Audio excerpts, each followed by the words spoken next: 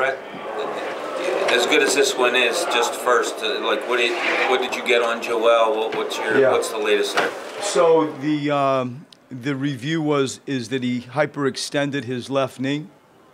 He came back in the game. We assessed it. He came back in the game.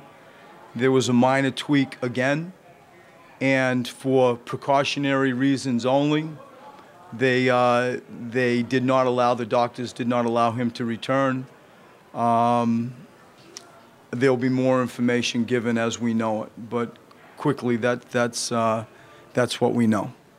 So just run us through the last few seconds there. I don't know, again, we talked about this the other night. It just seems like somebody's going to do it and they wind up doing it.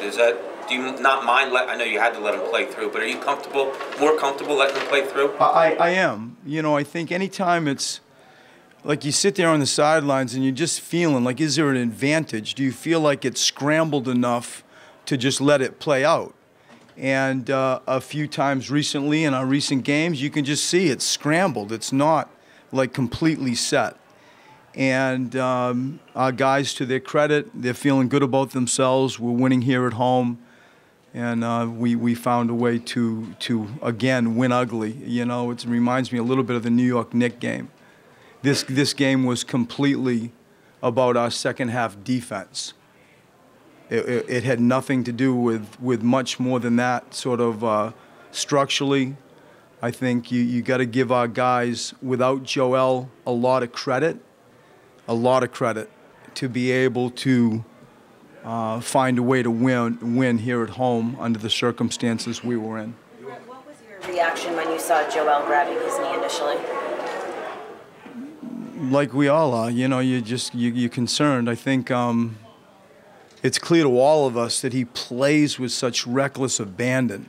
I think that we're all going to be seeing this and feeling this regularly, from flying into stands to stalking somebody in open court to block a shot, to, the collision that he often is in trying to draw fouls. That's just who he is.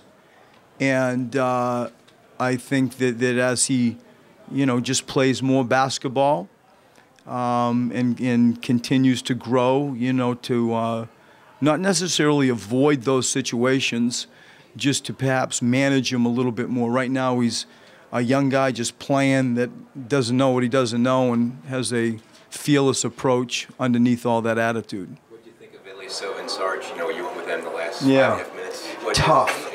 Yeah. And so you're sitting there and my intention was, I didn't think Nerlens could play the duration. And so my intention is to take Nerlens out, give him a quick rest, and then bring him back in.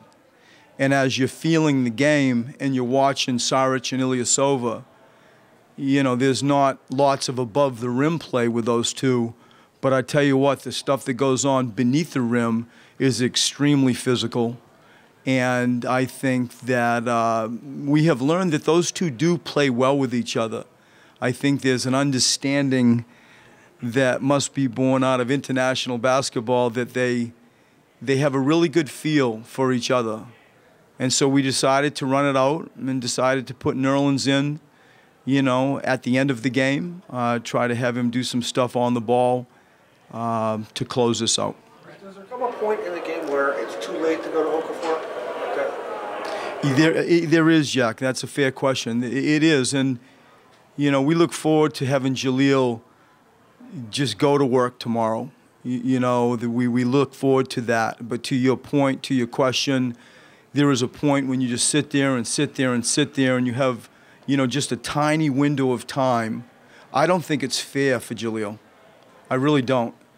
And so you always have in your back pocket the ability to do a Dario Ersan type thing as a five-man.